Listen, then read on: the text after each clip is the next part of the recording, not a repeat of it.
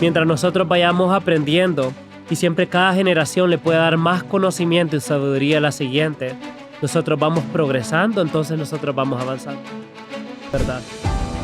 En temas más obvios, en política, o sos equipo A o sos equipo B, o sos izquierdo o sos derecho. Y siento que hemos perdido bastante la capacidad de hablar y discutir y escuchar a nosotros.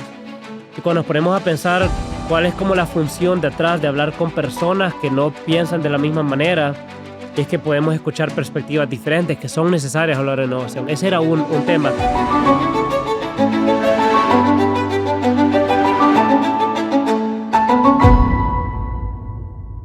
Bienvenidos a otro episodio de Voces FGK, Historias que Transforman. El día de ahora veremos cómo la creatividad y la innovación, quienes muchas veces nacen del caos, pueden encontrar cierto orden.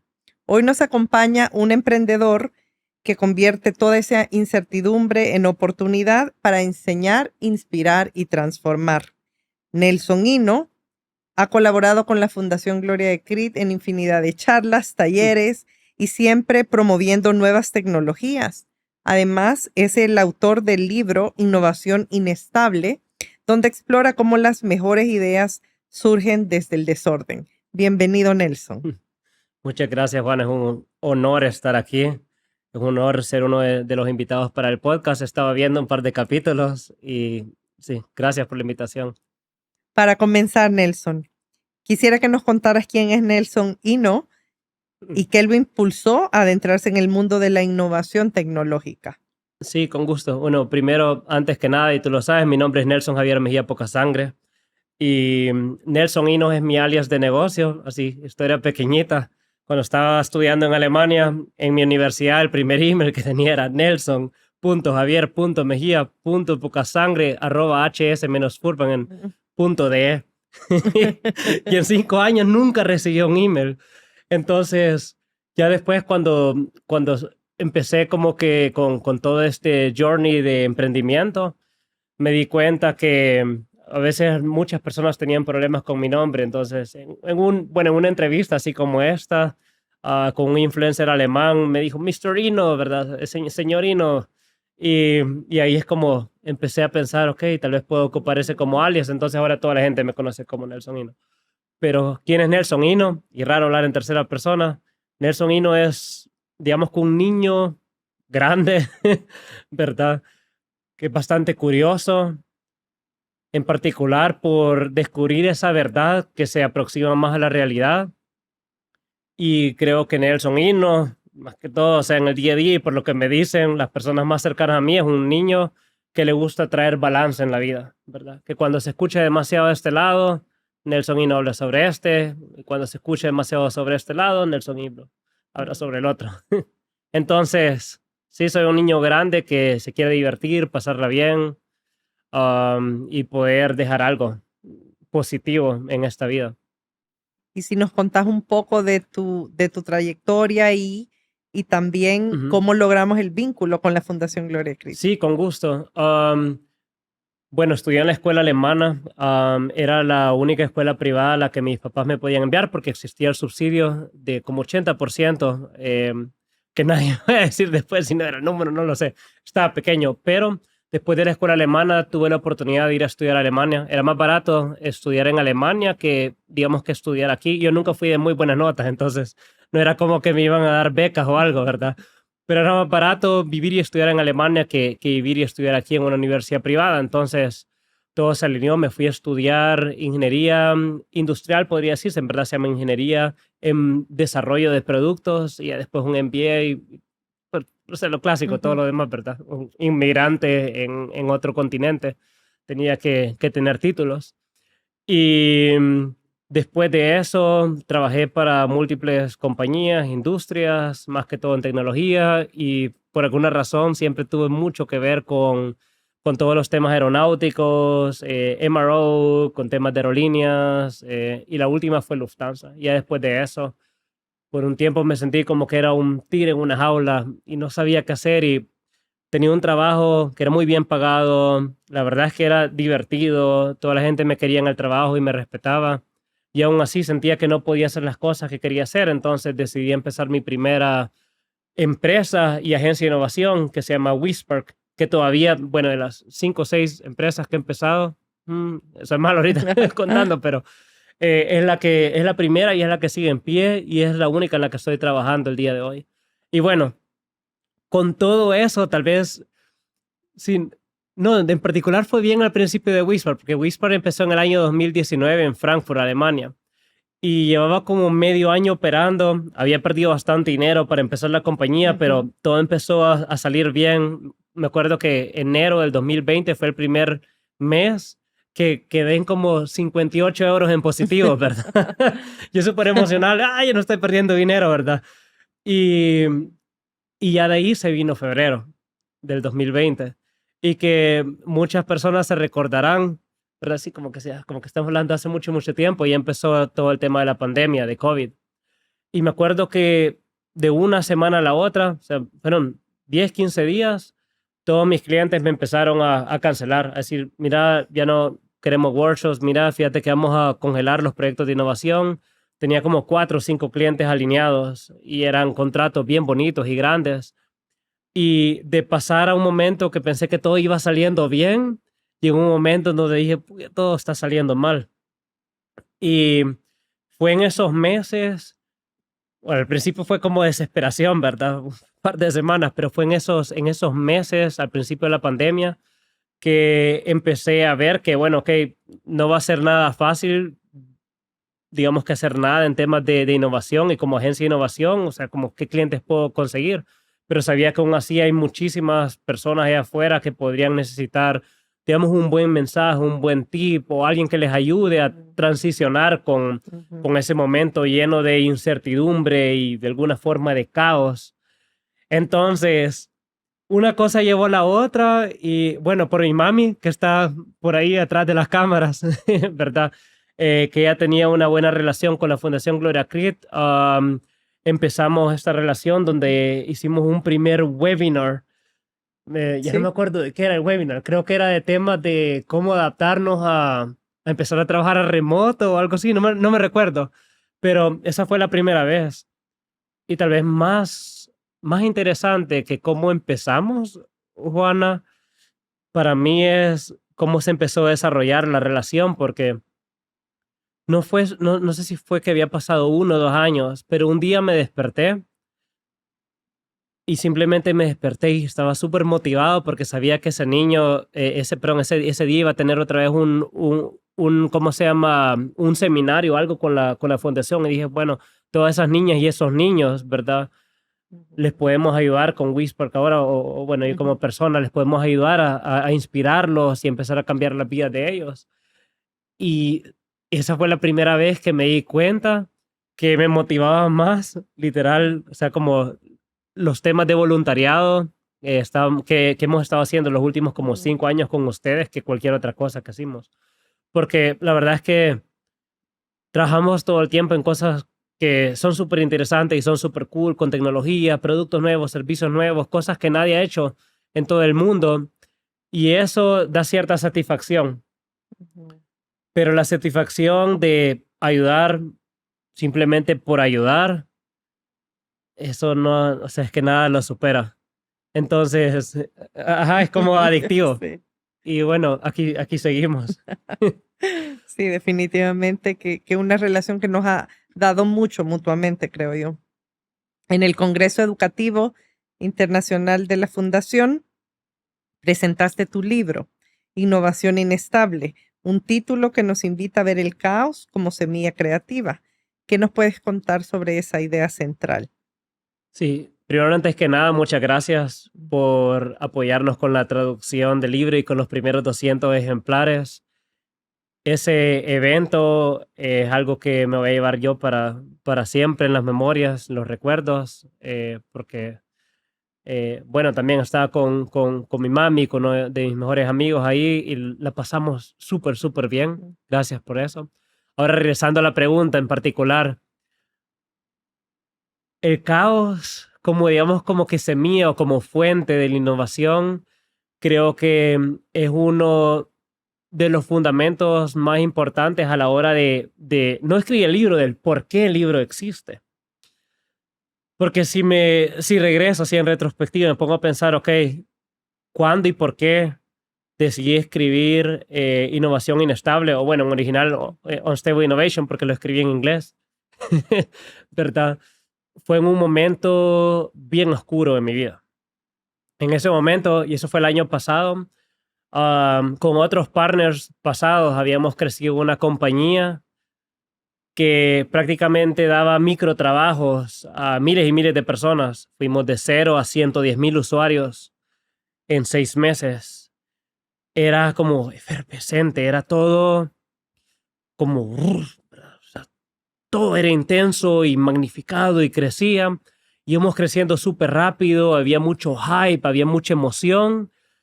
Y así como crecimos, todo se derrumbó, todo se fue para abajo por un par de temas fundamentales. Tal vez, sí, por la gente que es curiosa, resumido, por no elegir bien a las personas con las que trabajé.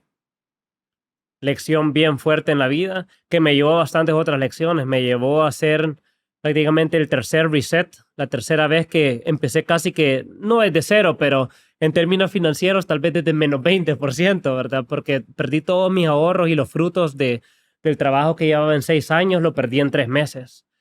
Y nunca en mi vida había estado tan estresado, nunca en mi vida había estado en tan mala condición de salud.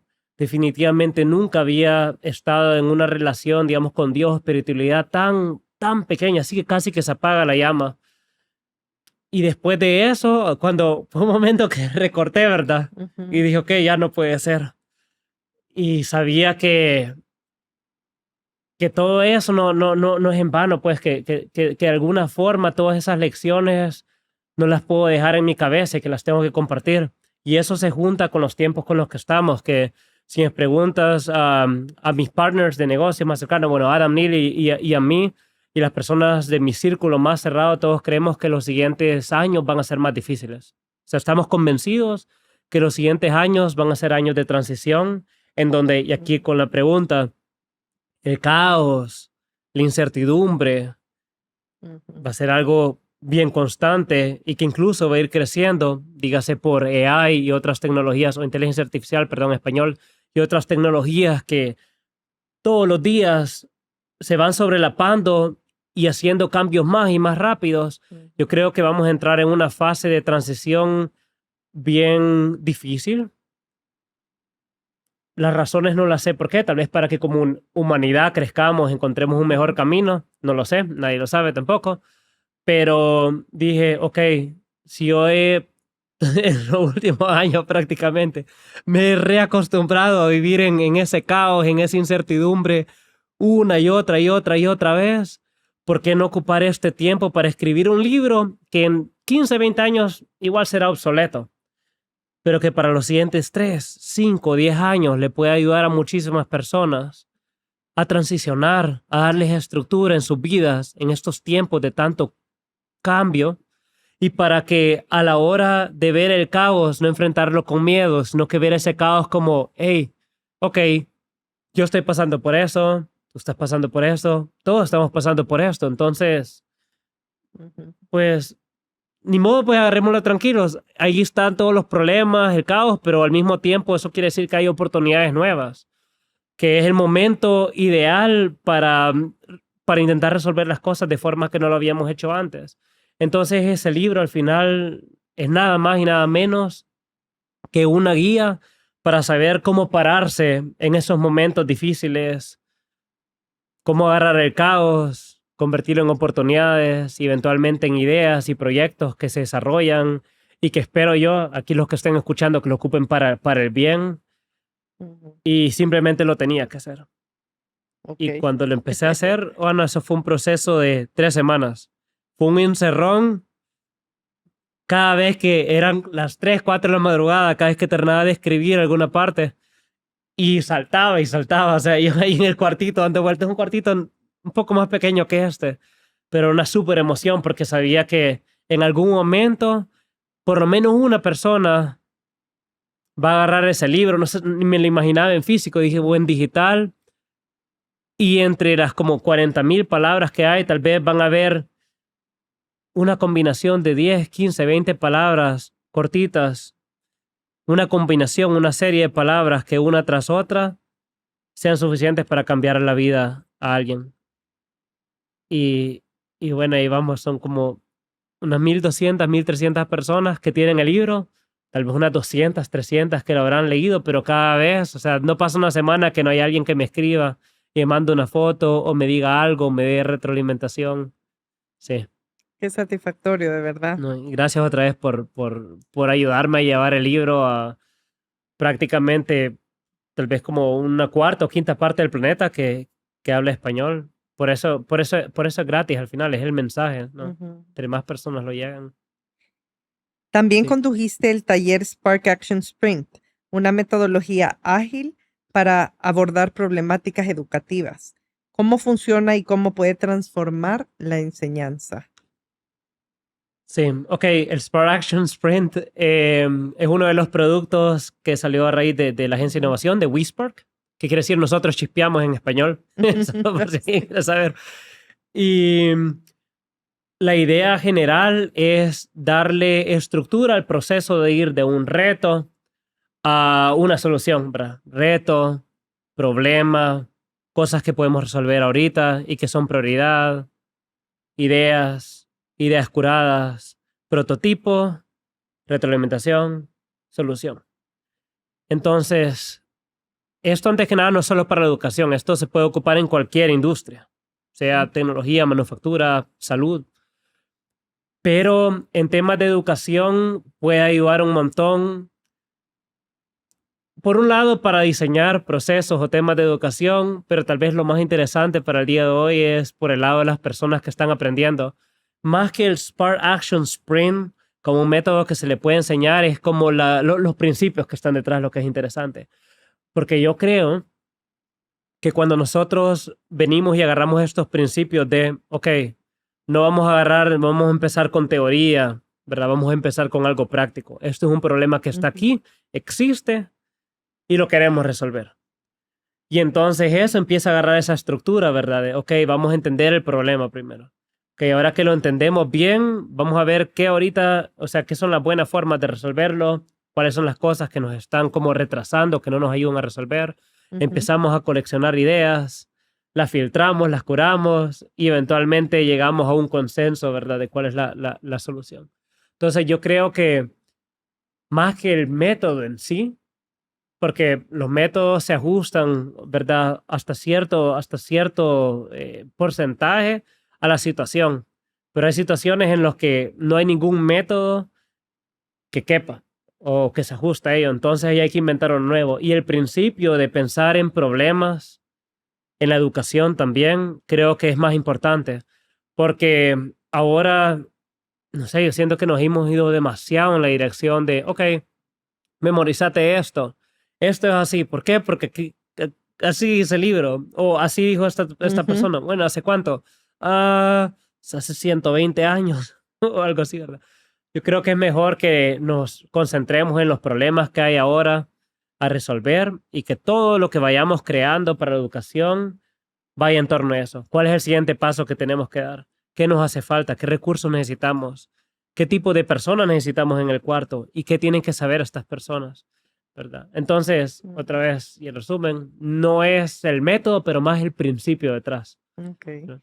Hay una charla, un TEDx Talk que tú diste que habla justo sobre la educación y quisiera que tal vez abordaras un poco ese punto y más ahora en el contexto que tenemos con inteligencia artificial, ¿cómo ves el futuro de las instituciones educativas? Sí, con mucho gusto. Wow.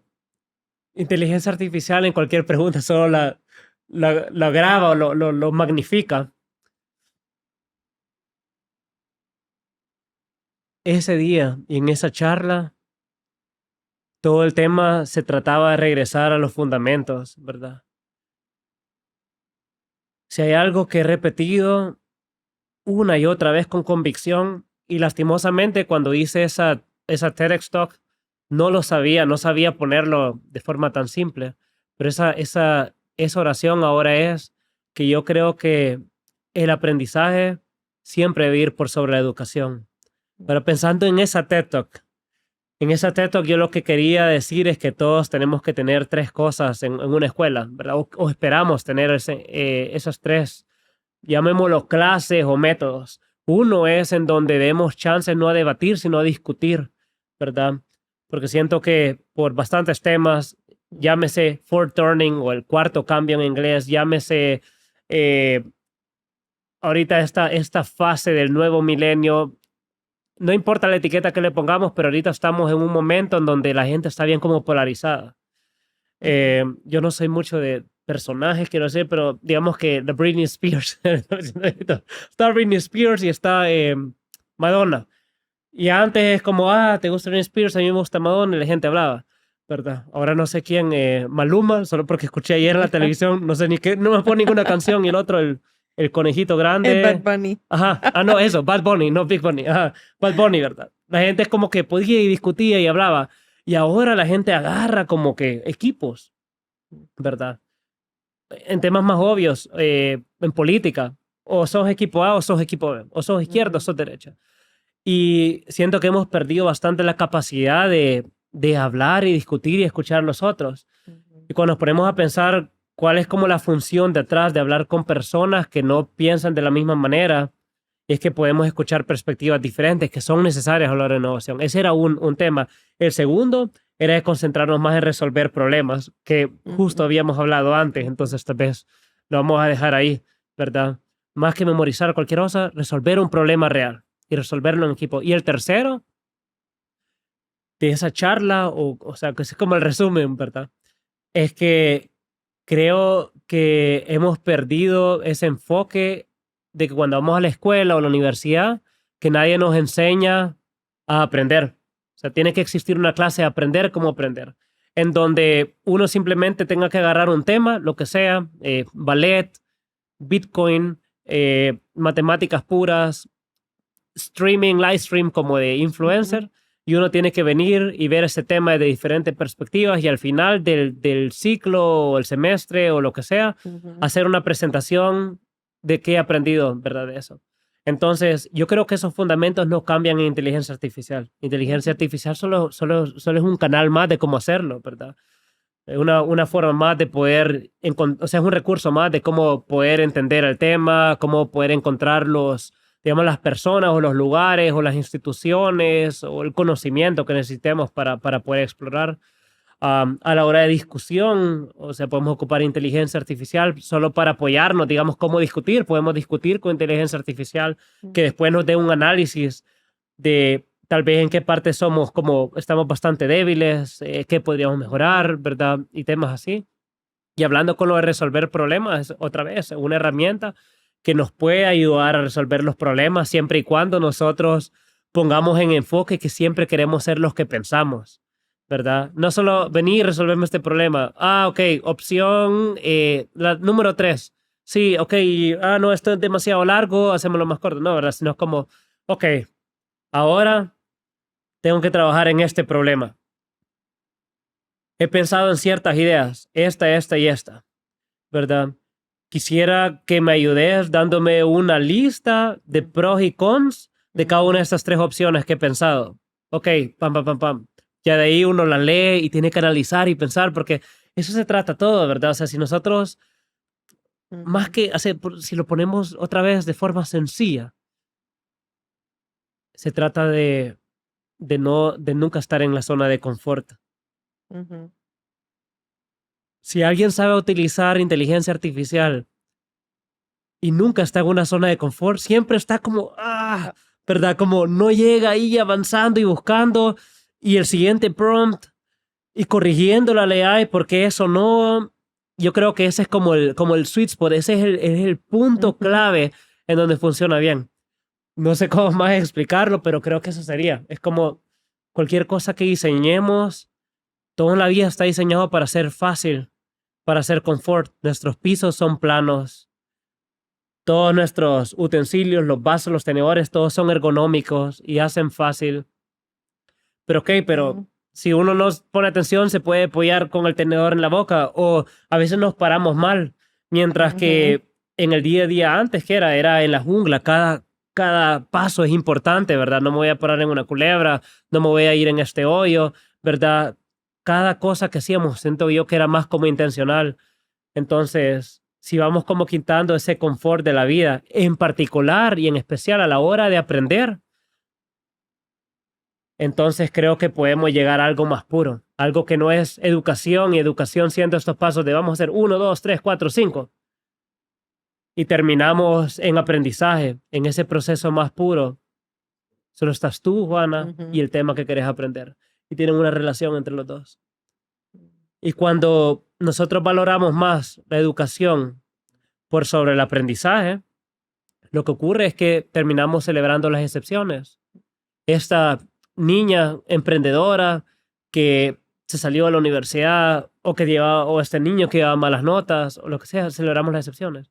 Pero cuando nosotros valoramos el aprendizaje, ¿verdad? O sea, esa relación otra vez entre cada alumna y cada alumno y el tema y cómo lo van aprendiendo por encima de las notas, por encima del proceso, por encima de los títulos, por encima de las jerarquías, por encima de el profesor soy yo o esto está en el libro y tiene que ser así.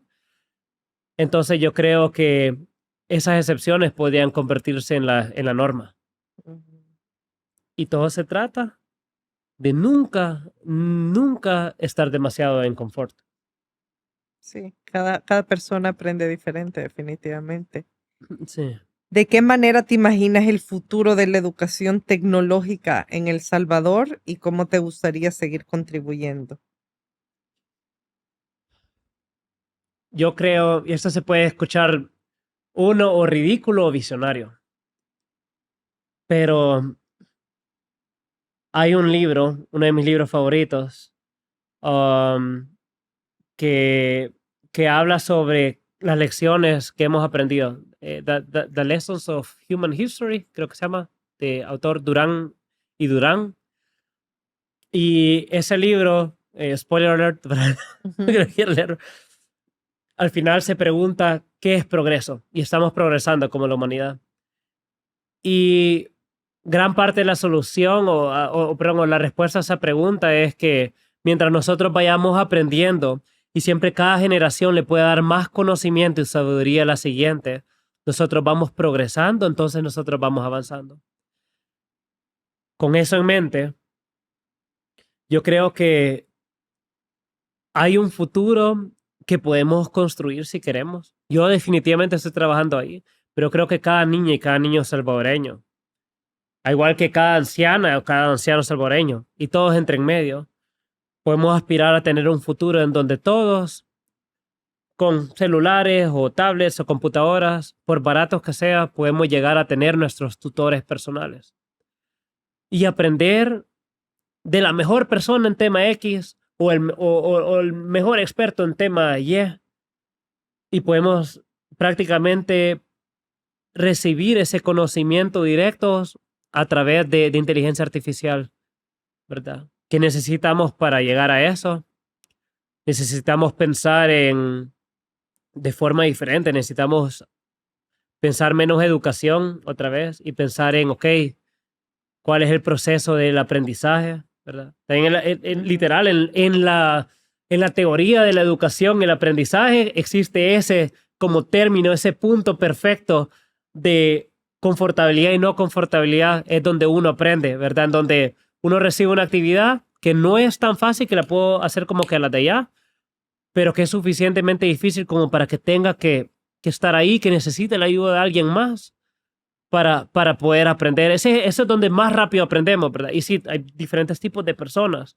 Lo que sí hay también al mismo tiempo es una forma de aprender más rápido para cada una, que puede ser diferente, pero sin duda alguna, cuando estamos ahí como cerca de ese límite de lo que es confortable, cada vez lo vamos empujando un poquito más, y es donde más rápido vamos aprendiendo. Entonces, yo creo que al final podemos tener todos una educación mucho más personalizada,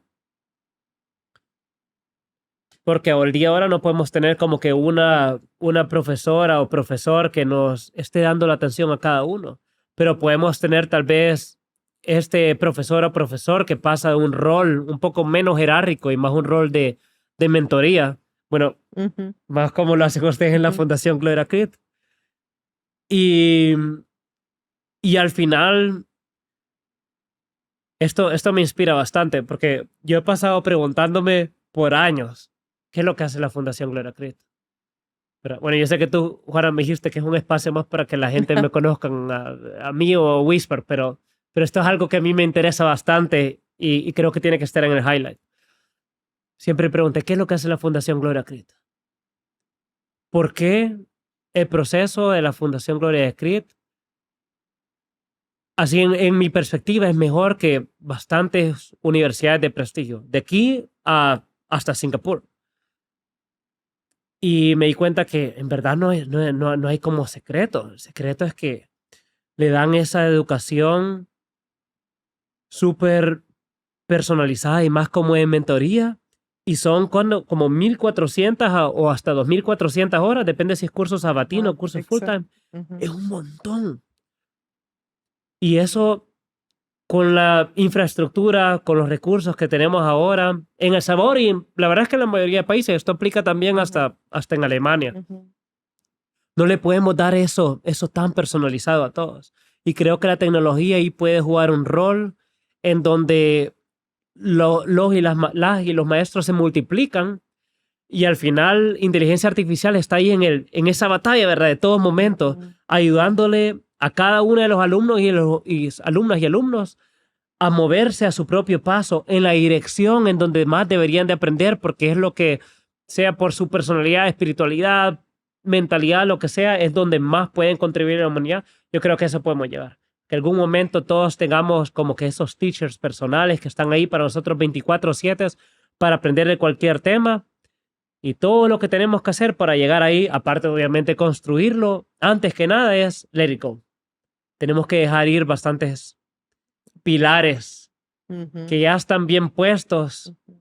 ¿verdad? Pero son como, sí, ¿verdad? Como torra, ¿verdad? Ajá, Sí, no, sí, definitivamente tenemos que, hay, que hay para construir. soñar, hay Sí, para construir sí. también.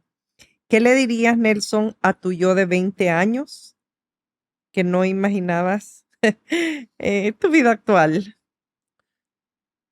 Bueno, yo soy bien de ciencia ficción, me encantan todos los libros de ciencia ficción, son los pocos que leo que sea por placer, Ujú, y películas de ciencia ficción me encantan. Entonces, para mí esos temas de, si yo le pudiera decir algo de alguien de mis 20 años, digo, viajar al pasado, ¿verdad? Y uy, con eso no me meto, porque cambiaría quién soy ahora.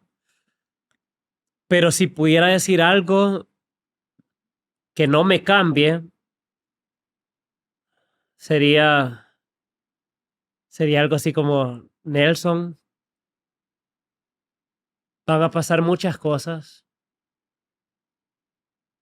muchas de ellas van a ser muy difíciles. Te van a testear, te van a probar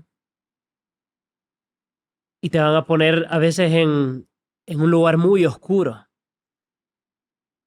Y puede parecer como que sea el fin del mundo, pero tú te conoces. Solo regresa a lo que tu corazón te diga. Yo creo que eso es lo único que me diría. Porque, ajá, ajá. sí, Es como, va- hay una frase, y no me la puedo bien, pero que me gusta bastante. Y habla como una caso hipotético que, imagínate que tienes la opción de hablar con el Creador, pero estás ante Dios. Dios, quiero ser una persona súper valiente. Entonces Dios es, ok, yo te voy a poner todos los monstruos ujú, y te van a asustar todas las noches para que así con el tiempo te hagas súper valiente. Ok, quiero ser súper inteligente. Yo te voy a poner los problemas más, bien salvadoreño, yucas, los más difíciles todos los días, ¿verdad? Para que los tengas que resolver y te haga una persona súper inteligente. Ok, quiero ser entonces súper paciente. Te voy a hacer esperar durante décadas con problemas que no se resuelven una y otra vez para que aprendas a ser paciente. Y entonces, ¿verdad? Uno termina preguntando al creador, ok, yo quiero una, yo quiero una buena vida. ¿verdad? Y entonces, al final, Dios dice como, ok, cool, te puedo dar una buena vida, pero así como uno no mide al herrero por cómo le pega cada martillazo a la espada, sino que lo mide por el resultado de lo que hizo al final, ¿verdad? Yo en la vida, o sea, no te voy a dar esas cosas como en el momento, al final se trata de a dónde llegaste. Ujú. Y una buena vida no es una vida fácil, sino que una buena vida termina siendo una vida difícil. Entonces, ese mensaje que puedo dar sería un mensaje simplemente filosófico, y es eso, es que me prepare para una vida difícil, porque es una vida intencional, es una vida de decir, bueno, principio que sí a muchas cosas y cometer muchísimos errores para aprender a decirle que no a casi todo lo demás, ¿verdad? Y que eventualmente me haga la persona quien soy. Y no sé, espero que en unos como 20 años o algo así, tal vez si me hagan la misma pregunta, tenga la misma respuesta, pero quién sabe, o sea, hay que estar abierto a todo. Gracias, Nelson. Sí, No sé si quisieras dar algún mensaje final para los jóvenes que pueden temer equivocarse, temer innovar. sí. Para los jóvenes que quieran innovar allá afuera, ¿qué mensaje diría? Bueno, o sea, el más simple es, por favor, yo sé que esto se escucha anticuado, pero y es gratis, dedíquenle un tiempo, lean un poquito de innovación inestable. Ahí he puesto, es un resumen de todos esos errores que he cometido, ¿verdad? En mi vida, pero hasta el día de hoy es el mejor resumen que pude haber hecho. Y obviamente, el primer libro no va a ser el mejor ni mejor escritor, pero el mensaje es bien puro. O sea, el mensaje de verdad, lo único que quiero que llegue. Y el mensaje que van a encontrar ahí en el libro, o sea, alguien que termine sin ningún spoiler, sin decir de qué hablo del libro, va a ser como, ok, este libro no es para que yo no cometa los mismos errores que Nelson. De hecho, yo espero que los cometan, ¿verdad? Porque es al final la forma más efectiva de aprender. Pero, y toda la intención del libro, yo espero que en el momento que hayan leído el libro, uno, y dos, que cometan alguno de esos errores o que estén en una situación similar, que cualquier persona que haya leído el libro sepa reconocer cuál es la estructura para salir de ese lugar oscuro y cómo buscar la luz y cómo llegar, digamos que a un resultado, a un final feliz y positivo. Pues eso es todo. Si tienen miedo, lean Innovación Inestable porque la escribí para personas que tienen miedo. Y si tampoco tienen miedo, pero están en ese momento que no han logrado empezar, ese libro también es para ustedes. Creo que ahí es donde más, o sea, entre tener miedo agrega mucho más valor. Para los que ya quieren empezar va a agregar valor también. Y si ya alguien está metido en estas cosas y está creando también este libro es para ellos, se lo van a hojear. Tal vez de las 40,000 palabras hay una combinación de 200, 300 palabras ahí. Ahí es donde entra más como la parte filosófica que le hace estructura a la vida, que le da ese amor, esa razón de existir, esa razón de levantarse, despertarse y decir, yo quiero hacer esto. Entonces, sí, el mensaje más claro es de las pocas personas que llegan a escuchar ese podcast, de los, digamos que los como 7, 8 billones que somos, y las que lean ese libro, yo creo que tienen una oportunidad bien grande de poder encontrarse esa como mejor versión de sí mismos, ¿verdad? Y bueno, lean el libro. Ay, gracias, Sí, Nelson, de verdad, por mostrarnos esta parte, pues también muy íntima, ¿verdad? Sobre este lugar oscuro, lo que te permitió, ¿verdad? Escribir el libro y ahora poderlo compartir con más gente. Creo que el cambio es la única constante y gracias por inspirar con tu historia y por ser parte de Historias que Transforman. Muchísimas gracias por esa invitación y es un placer, poder compartir este mensaje con ustedes. Hay más, bueno, ya saben dónde. Y yo estoy seguro que mientras exista WeSpark, eso más alargado, y mientras esté yo en la tierra, que vamos a seguir apoyándolos con todo lo que hagan. Estamos enamorados de lo que hacen y los resultados. Siempre queremos ser un poquito más de lo que hace la Fundación Gloria de Crit. Así que, muchas gracias por tenerme aquí.